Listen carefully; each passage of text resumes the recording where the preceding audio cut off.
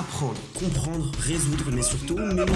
En tant qu'étudiant, les méthodes pour y parvenir sont aussi nombreuses que fiables. Réécrire, relire, réciter ou faire des fiches. La vérité, c'est qu'aucune de ces méthodes ne s'avère réellement efficace, pour une seule bonne raison, elles sont passives. A l'inverse, certaines méthodes sont nettement plus efficaces, puisqu'elles nous engagent activement dans le processus de mémorisation, pour permettre une rétention sur le long terme. Mais alors, quelles sont ces méthodes?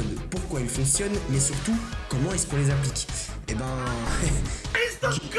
Bon, déjà, pourquoi ne pas faire de fiches? C'est vrai que c'est la méthode la plus populaire, je pense, pour réviser, pour mémoriser, et ça au moins depuis le collège. Faire des belles fiches, des fiches à esthétique, tic. Alors, pourquoi ne pas en faire? En réalité, les fiches peuvent vous donner l'illusion d'apprendre. Le problème, c'est que vous pouvez vous retrouver à très facilement oublier ce que vous venez de lire. En effet, on s'est rendu compte que 2 semaines après avoir lu une fiche, on ne retient que 10% de ce qu'on a lu. Donc autant dire... pas grand chose. En tant qu'étudiant, on est amené à résoudre des problèmes, répondre à des questions grâce à notre cours. Le problème, c'est que les fiches, c'est pas du tout ce sur quoi elles nous testent. En plus, c'est très chronophage, faire des fiches avec des couleurs, etc., c'est assez long à faire. Et le plus gros problème des fiches, c'est que c'est de la mémorisation passive. C'est-à-dire que vous recevez juste l'information quand vous la lisez, quand vous l'écrivez, ou bien quand vous l'entendez. Alors, comment on contre tout ça? Eh bien, il faut devenir actif dans ces révisions. C'est-à-dire se questionner, pratiquer ou appliquer.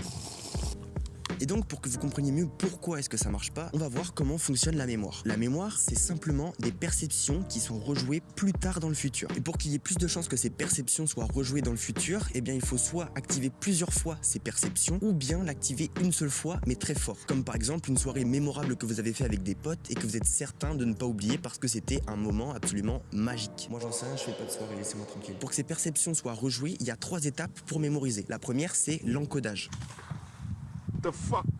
C'est tout simplement la conversion des perceptions en tant que sens, donc comme pour la vue, le goût ou l'odeur, en schéma de connexion entre neurones. Donc vous passez du sens, de la vue, du toucher, ce genre de choses, à un schéma de connexion entre neurones. Ces schémas de connexion entre neurones, c'est le langage qui est utilisé par notre cerveau. Par exemple, si un jour vous allez sur une plage, vous allez ressentir le sable entre vos orteils, la brise au niveau de vos bras, au niveau de vos jambes, eh bien votre cerveau va tout simplement créer des schémas de connexion entre neurones qui vont être associés à chaque perception que vous avez eue. Et toutes ces perceptions vont être associées à la même chose, la plage. Et donc si un jour vous essayez de vous rappeler de ce que vous avez senti en allant sur la plage, eh bien vous allez réactiver ce schéma de connexion entre les neurones. Donc tous ces neurones vont s'activer en même temps, ce qui va vous faire rappeler toutes ces perceptions que vous aviez senties en allant sur la plage la première fois. Et le fait de se rappeler de ce souvenir, en faisant appel à votre mémoire, va donc renforcer les connexions entre les neurones du schéma, ce qui va rendre le souvenir plus mémorable. La deuxième étape pour mémoriser, c'est le stockage. Dans notre cerveau, on retrouve ce qu'on appelle le système limbique. Dans ce système limbique, on retrouve ce qu'on appelle l'hippocampe qui va s'occuper de la mémoire à court terme. Juste après l'encodage, vous avez donc des schémas de connexion entre neurones qui sont associés à des perceptions. Ces schémas vont d'abord être stockés dans l'hippocampe qui est donc la mémoire à court terme. Par la suite, ils vont être transférés dans notre mémoire à long terme qui est donc située dans le cortex. Une fois dans le cortex, ils vont être capables de se lier à d'autres schémas de connexion de neurones déjà existants. Ce qui est intéressant, c'est que ces schémas de connexion entre neurones vont pouvoir se renforcer suivant la sollicitation que vous allez en faire. Par exemple, si vous avez un schéma de connexion neuronale qui est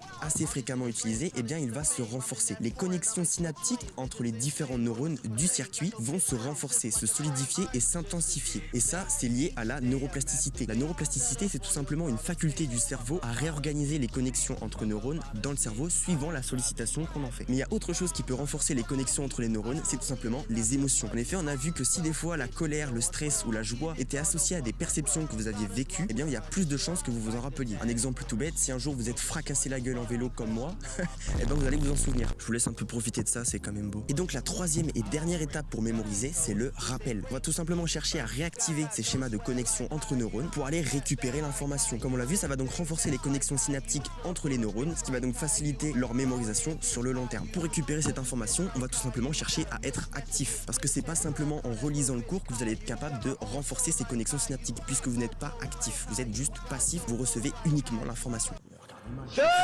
Mais alors comment est-ce qu'on fait pour devenir actif? Eh bien c'est simple, on va se poser des questions, on va se tester ou on va appliquer ou pratiquer ce qu'on connaît. En faisant ça, on va devoir aller chercher l'information dans le cortex, donc dans notre mémoire à long terme, ce qui va permettre de renforcer les connexions synaptiques et donc de renforcer les connexions entre les neurones qui font partie du circuit contenant l'information dont on veut se rappeler. Une dernière petite chose à savoir, c'est que plus le circuit est dense, plus vous allez être capable de vous rappeler de l'information. Donc c'est pour ça qu'un schéma de connexion entre neurones qui représente une seule information, si par exemple vous l'associez à d'autres schémas de connexion entre neurones, comme par exemple un schéma de connexion pour le contexte, le lieu, une autre information qui peut être liée à ce schéma de connexion neuronale, je la fais plus simple, vous avez un point au milieu, ça représente une information. Le but, ça va être de lier le plus de points à ce point principal là. Tout simplement parce que plus le circuit de neurones sera dense, plus il sera associé à plusieurs autres neurones, plus vous aurez de chances d'activer et de vous rappeler donc de cette information-là. Le problème, c'est qu'il est aussi possible qu'après avoir bien mémorisé sur le long terme, eh bien vous finissiez quand même par oublier des informations. Vous vous rappelez pas tout et c'est normal, votre cerveau peut pas tout garder. Donc un processus qui est totalement naturel au cerveau, c'est l'oubli. Hermann et Bingos en 1885 a fait une expérience et a sorti de cette expérience ce qu'on appelle la courbe de l'oubli. Naturellement, le cerveau va se mettre à oublier les informations qui sont peu sollicitées. Comme on l'a vu, la mémoire, c'est juste des connexions synaptiques entre neurones d'un circuit qui sont très renforcées. Donc l'oubli, c'est tout simplement l'affaiblissement de ces connexions synaptiques entre les neurones du circuit. Et donc lorsque ces circuits neuronaux s'affaiblissent, eh bien vous allez tout simplement avoir plus de difficultés à vous en rappeler. Et c'est normal, il y a des trucs que vous n'avez pas forcément besoin de vous en rappeler. Par exemple, ce que vous avez mangé il y a 3 mois,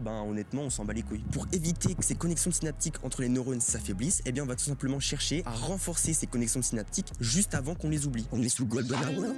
Maintenant qu'on a vu tout ça, je pense que vous avez compris l'enjeu majeur qu'il y a donc pour bien mémoriser sur le long terme. On doit renforcer les connexions entre neurones d'un circuit pour être capable de mémoriser sur le long terme et donc de faciliter l'accès à cette information. Et pour ça, on va voir 3 manières: tester, espacer, mixer. Tout d'abord, on va se tester grâce à l'active recall. Donc c'est tout simplement une récupération active de l'information. Donc pour ça, on va réactiver donc les schémas de connexion entre les neurones qui sont associés donc à l'information dont on veut se rappeler. Comme on l'a vu, la neuroplasticité va permettre de renforcer les connexions synaptiques et donc en renforçant ces connexions synaptiques, parce que l'information est très sollicitée, eh bien on va tout simplement être capable de se rappeler sur le long terme. L'idéal, c'est de le faire souvent et d'espacer ces rappels. Transition de bâtard. Deuxième point, espacer. Pour ça, on va espacer grâce à la répétition espacée. On va donc chercher à récupérer l'information à différents moments, à différents intervalles. Comme on l'a vu avec Bingos, on a tendance... C'est que j'ai pas trop expliqué Bingos. On a une courbe. Cette courbe, en fait, elle représente tout simplement les moments où il faudrait faire des rappels pour éviter d'oublier une information. Pourquoi à ces moments-là? Tout simplement parce que c'est le moment où on est sur le point d'oublier l'information, donc on est sur le point de vraiment affaiblir le circuit neuronal au maximum, en essayant de réactiver cette information à un instant T. On va donc produire un effort cognitif suffisamment intense pour permettre de renforcer les connexions synaptiques et éviter d'oublier l'information. Et le faire à certains intervalles, ça va donc permettre d'éviter d'oublier et au contraire de renforcer les connexions synaptiques. Mais pour faire plus de connexions entre neurones, eh bien il y a un dernier point qu'on doit voir, c'est mixer, c'est l'interleaving. Ça revient tout simplement à mélanger les problèmes, les matières et les questions entre elles. On va devoir être capable de s'adapter à un changement de matière et donc à un changement de thématique qui sera rapide et imprévu. On aura des questions différentes, ce qui obligera le cerveau à appliquer les connaissances en fonction de la matière. Ça va donc permettre de créer des schémas de connexion entre neurones qui seront adaptés à la matière, puisqu'on va devoir être capable de faire la distinction entre les matières pour ne pas répondre à n'importe quoi. Donc c'est un effort, donc des connexions synaptiques en plus, donc une meilleure rétention sur le long terme.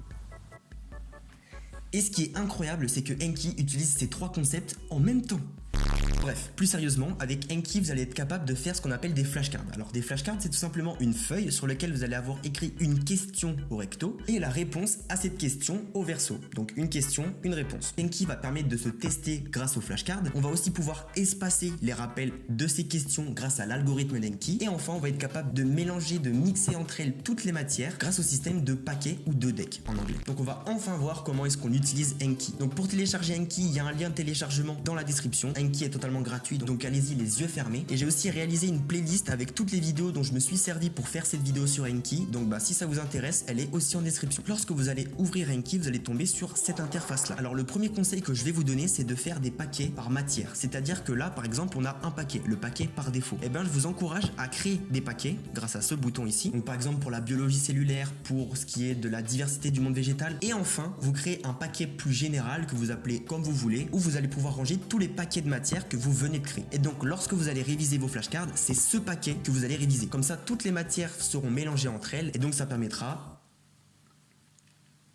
c'est ça, de faire plus de connexions synaptiques entre les neurones du circuit et donc de mémoriser sur le long terme. Ça fait 8 minutes que je me répète, je pense que vous avez compris. Assez parlé, on va créer des flashcards. Donc vous cliquez sur le paquet par défaut et vous faites ajouter. Là on voit qu'on a un type de flashcard qui est sélectionné. Normalement vous ça sera basique. Donc pour le changer, vous cliquez sur le type de flashcard et vous sélectionnez basique puis choisir. Donc le premier type de flashcard qu'on va voir, c'est le type basique. Ce type il a pas trop de faiblesse, il résiste assez bien au feu et au type combat. C'est pas bon. C'est tout simplement la flashcard par défaut. Une question, une réponse. Et d'ailleurs je vous conseille de faire des flashcards avec des questions simples pour une réponse simple et concise. Allez pas vous casser la tête à faire une question avec 70 réponses possibles parce que c'est obligé que vous allez rarement avoir toutes les bonnes réponses en même temps. Je vous conseille de faire une question pour une seule et unique réponse simple et concise. Ensuite, vous agrandissez cette putain de fenêtre pour y voir un peu plus clair et vous allez commencer à vous poser des questions. Ce que je vous conseille de faire, c'est d'avoir sur la droite de votre écran la partie pour faire les flashcards grâce à Enki et sur la gauche le diaporama du cours ou tout simplement le cours pour flashcarder. Ouais, flashcarder. Donc c'est parti, on se pose une question. Comment s'appelle la capitale de Paris? Eh ben, ça n'existe pas, mais on va mettre Paris. On fait ajouter ou contrôle entrée. Ça va ajouter automatiquement la carte dans le deck que vous avez sélectionné. D'ailleurs, le deck, pour le changer, si vous êtes trompé par exemple, ben vous cliquez sur paquet par défaut et donc vous sélectionnez le paquet qui vous intéresse. Là, on va pas le faire, on s'en branle. Maintenant, on passe au deuxième type de flashcard qui est tout simplement le type généralité. On sélectionne basique et là, on va chercher généralité de sens et on fait choisir. Ce type de flashcard là, il est assez simple aussi. C'est-à-dire que vous allez avoir une question, une réponse, un côté recto, un côté verso. Mais la petite nuance à apporter, c'est que cette fois-ci, Enki pourra vous proposer le recto et vous devrez deviner le verso, flashcard normal. Mais il pourra aussi vous proposer le verso et vous allez devoir deviner le recto. Par exemple, si là j'écris cellule à noyau, et ben en dessous j'écris eucaryote. Vous avez compris l'idée, vous faites ce que vous voulez. Ensuite, vous cliquez donc sur ajouter. Troisième type de flashcard, les flashcards à trous. On change de type de flashcard, on sélectionne texte à trous, choisir. Vous allez pouvoir écrire une phrase ou un énoncé que vous devez mémoriser. Par exemple, donc imaginons que vous ayez cette phrase à apprendre, et bien vous allez tout simplement chercher à cacher, à masquer certains mots pour vous questionner durant vos révisions. Donc là, on va tout simplement cacher le quoi et on sélectionne ce petit bouton juste ici, texte à trous, ainsi que le et donc là vous faites encore une fois ajouter. Et enfin, dernier type de flashcard, ce que vous allez faire, c'est que vous allez tout simplement sélectionner image occlusion. Et là vous allez me dire parce que je n'ai pas image occlusion, comment fais-je? En fait, c'est normal que vous n'ayez pas ce type de flashcard là parce que c'est ce qu'on appelle un greffon. Donc c'est un espèce de mode que vous allez pouvoir installer pour Enki. Donc pour installer ce type de flashcard, vous allez tout simplement aller dans la description où je vous ai listé plusieurs greffons que j'utilise personnellement, du plus essentiel au moins essentiel, avec un petit tuto en express sur comment est-ce qu'on les installe. Donc une fois que ça c'est fait, vous allez tout simplement aller chercher dans votre cours ou dans votre diapo de cours un schéma ou une image à noter dont vous devez vous rappeler. Donc une fois que ça c'est fait, vous allez tout simplement soit la copier ou bien prendre une capture d'écran grâce à n'importe quelle méthode, je sais pas, je m'en fous. Une fois que vous avez votre schéma ou votre image à noter, eh bien vous allez tout simplement cliquer sur ce petit bouton ici, Add Image Occlusion. Vous allez tout simplement chercher à masquer du coup les mots que vous ne connaissez pas. Donc c'est un petit peu comme les textes à trous mais plus spécifique par rapport aux schémas et aux images que vous devez apprendre. Par exemple, on va cacher ID et on va cacher Hiders. Une fois que ça c'est fait, vous allez tout simplement cliquer sur Hide All. Guess what? Qu'est-ce que ça va faire? Eh bien ça va cacher toutes les parties que vous avez masquées avec des rectangles et juste vous en faire deviner un seul. Et une fois que ça c'est fait, vous faites close et vous pouvez fermer ça. Donc là, bravo à vous, on a fait toutes nos flashcards et bien maintenant il n'y a plus qu'à les réviser. Pour réviser toutes les flashcards, et bien vous avez plus qu'à cliquer sur étudier maintenant. Donc là par exemple, comment s'appelle la capitale de Paris? Bonne question. Cependant, après avoir beaucoup réfléchi sur la question, je dirais que la capitale de Paris est Paris. Une fois que vous pensez avoir trouvé la bonne réponse, vous n'avez plus qu'à cliquer sur la barre espace. Et donc, la bonne réponse se révélera sous vos yeux ébahis. Là, on voit que c'est Paris, j'ai eu la bonne réponse. Vous voyez qu'il y a 4 petits boutons. Donc, moi j'ai dit que j'avais eu correct. Mais qu'en est-il de tous ces autres boutons? En fait, Enki utilise aussi ce qu'on appelle le système de Leitner. C'est un système d'organisation. Appliqué aux flashcards, ça va permettre de ranger les flashcards en fonction du niveau de difficulté qu'on va lui attribuer. Ce système de Leitner, il va tout simplement nous permettre de revoir plus fréquemment les flashcards que l'on trouve plus difficiles. Donc, par exemple, là je l'ai trouvé simple parce que j'ai réussi à y répondre. Donc, on va ranger cette flashcard dans la catégorie correcte. En fonction du niveau de difficulté que vous allez attribuer à cette flashcard, elle ne sera pas proposée au même intervalle. Parce que comme je vous l'ai dit, Enki utilise ce qu'on appelle la répétition espacée. Là, vu qu'on a eu correct, eh bien elle va être reproposée dans moins de 10 minutes. Si des fois vous aviez trouvé cette flashcard vraiment facile, eh bien elle aurait été renvoyée 4 jours plus tard. On appuie sur la barre d'espace qui va automatiquement l'envoyer dans les corrects. Ensuite, on a cellule à noyau. Là, je m'en rappelle pas, disons que je galère, j'arrive pas trop à retrouver. On va cliquer sur espace pour révéler la bonne réponse et on va voir que c'était eucaryote, mais que on ne savait pas. Donc on va tout simplement la mettre à revoir. Elle sera reproposée dans moins d'1 minute. Ensuite, je ne savais pas écrire, donc je dis Kwakubé. On sait que le mot c'était quoi parce que Kwakubé. On appuie sur espace et on la met dans facile. Mais je viens de me rendre compte que j'avais fait une petite erreur quand j'ai créé cette flashcard. On a une partie du mot qui est masquée, mais que la fin, donc la lettre I, n'est pas masquée. Pour régler ce problème, on va tout simplement cliquer sur la touche E de notre clavier pour modifier la carte. Donc on supprime le I et on le rentre dans la parenthèse et là on fait fermer. Et voilà, problème résolu. On va mettre facile et donc cette flashcard on la reverra dans 4 jours. Donc je pense que vous avez compris comment ça fonctionnait. Là c'était probablement ID, je me rappelle pas très bien, je m'en fous un peu. Donc là oui c'est ça, c'est ID, donc correct. Hop, on valide, cellule à noyau, donc on n'avait pas eu bon tout à l'heure. Enki nous repropose la flashcard. Là on sait que c'est eucaryote, voilà, c'est bien eucaryote, donc correct. Bref, je vais pas tout vous les faire, je pense que vous avez compris comment ça fonctionnait. Si des fois j'ai pas été assez clair ou que vous avez des questions, n'hésitez pas à venir me poser les questions en commentaire ou directement sur mon Insta, je réponds à tout le monde si ça peut vous attirer. Maintenant que vous savez comment est-ce qu'on crée des flashcards et comment est-ce qu'on les révise, eh bien je vais vous montrer tout simplement les réglages qui sont importants de comprendre pour que vous puissiez tout simplement adapter l'algorithme d'Enki à votre sauce, tomate de préférence. On se retrouve sur mon compte actuel pour réviser ma L2 en sciences de la vie. Juste avant, petit disclaimer, on va voir comment modifier certains réglages de l'algorithme d'Enki. Mais je vous conseille de pas trop y toucher non plus parce que Enki est déjà très bien optimisé. Pour modifier ces réglages, on va tout simplement se rendre dans le petit engrenage juste ici et cliquer sur le bouton options. Tout d'abord, les limites journalières. Alors, je vous conseille, sans même vous poser de questions, de tout balancer à 9999. C'est le nombre de nouvelles flashcards que vous allez pouvoir ajouter chaque jour, ainsi que le nombre de révisions que vous allez pouvoir faire chaque jour. Ensuite, le truc qu'il faut absolument que vous compreniez, c'est les étapes d'apprentissage. Lorsque vous allez créer une flashcard, cette flashcard va tout simplement suivre ce qu'on appelle des étapes d'apprentissage qui vont permettre de commencer à construire le schéma de connexion entre neurones pour que vous puissiez commencer à mémoriser. Ces étapes d'apprentissage, c'est pas celles que vous allez avoir de base, c'est moi qui les ai modifiées à ma sauce. Du coup, vous pouvez très bien vous en inspirer, mais à vous de tester si oui ou non les intervalles sont trop grands ou trop courts. Donc ici, on a 30 minutes, 1 jour et 3 jours. Les 30 minutes, c'est lorsque vous commencez à réviser une nouvelle flashcard. Si des fois vous cliquez directement sur à revoir, eh bien elle sera proposée 30 minutes plus tard. Ensuite, vous avez tout simplement 1 jour. 1 jour, c'est lorsque vous allez cliquer la première fois sur le bouton correct. Et du coup, le 3 jours, c'est lorsque vous allez cliquer pour la deuxième fois sur le bouton correct. Et après ces 3 jours, elle sera renvoyée 5 jours plus tard. Donc c'est le 5 juste ici. Et après ces 5 jours, eh bien c'est l'algorithme d'Enki qui va recalculer automatiquement l'intervalle de révision au fur et à mesure grâce à toutes ces petites valeurs juste ici. Mais on va y revenir. Et enfin, vous avez l'intervalle pour les cartes faciles. Si des fois vous avez une carte que vous trouvez facile, eh bien elle sera renvoyée 9 jours dans le futur. Ensuite, les étapes de réapprentissage. Il se peut que même après avoir revu une flashcard pendant 1 ou 2 mois, vous finissiez quand même par la considérer à revoir. Lorsque vous cliquerez sur à revoir même après plusieurs mois, eh bien la flashcard va tout simplement reparcourir ces étapes de réapprentissage afin de réactiver les connexions entre les neurones du circuit. Je me rappelle plus ce que ça veut dire intervalle minimum, donc mettez 3 ou sinon laissez les valeurs qu'il y a par défaut. Ensuite, on passe au chronomètre. Le chronomètre, j'ai mis 120 secondes. Vous pouvez choisir d'afficher ou pas le chronomètre pour voir combien de temps vous mettez à répondre à la flashcard. Alors l'enfouissement, très important. Vous allez enfouir les nouvelles cartes sœurs et enfouir les cartes sœurs à réviser. Par exemple, si des fois vous avez une flashcard à trous avec 2 trous différents, ça va faire 2 flashcards différentes. Et ben on va tout simplement éviter de mettre les 2 flashcards à trous le même jour parce que sinon vous pourriez juste avoir appel à votre reconnaissance et non pas au rappel. Et c'est pas du tout la même chose. Bon, il me fait chier, vas-y, je vais modifier ça aussi. Je vais mettre séquentiel. Voilà. Si ça le... Pour ce qui est de l'audio, j'utilise pas du tout cette fonctionnalité là, donc libre à vous de l'utiliser si vous voulez. J'ai pas fait de recherche là-dessus, donc à vous de voir. Et enfin, tout ce qui est avancé, je vous conseille de ne même pas y toucher. Pourquoi? Tout simplement parce que ça concerne beaucoup plus l'algorithme d'Enki. Et comme je vous l'ai dit, l'algorithme d'Enki est déjà très bien optimisé. Pas besoin de tout changer, y a pas besoin de tout personnaliser. Et typiquement, la section avancée, je vous conseille pas trop d'y toucher, à moins que vous ne vouliez vraiment optimiser vos révisions. Et donc là, je vous conseille d'aller voir les vidéos qui sont dans la description, où notamment il y a un américain qui s'appelle Zach, je crois, qui en parle plutôt bien. Et donc une fois que tout ça c'est fait, vous cliquez tout simplement sur sauvegarder. Et donc maintenant, on va aller voir dans outils, puis préférences. Pour ce qui est de la langue, libre à vous de la mettre en anglais et de devenir Zola, comme vous voulez. Ensuite, voilà, libre à vous de voir si vous voulez être distrait ou pas. Moi, j'ai rien touché à ça. Par contre, dans Review, vous allez tout simplement activer le planificateur V3. Ça, c'est important. C'est l'algorithme d'Enki qui va faire en sorte que, j'en sais rien en vrai, je sais pas. Là, j'avoue, je sais pas. Ça rentre dans le domaine de l'inconnu pour moi, mais je vous conseille de l'activer quand même. Je suis très crédible en tout cas quand même. Pour ce qui est modification, réseau ou sauvegarde, ça sert pas à grand chose que je vous en parle parce que ça ne sert à rien d'y toucher. Une fois que vous avez réussi à faire tout ça, bravo, bravo. Vous savez maintenant vous servir d'Enki.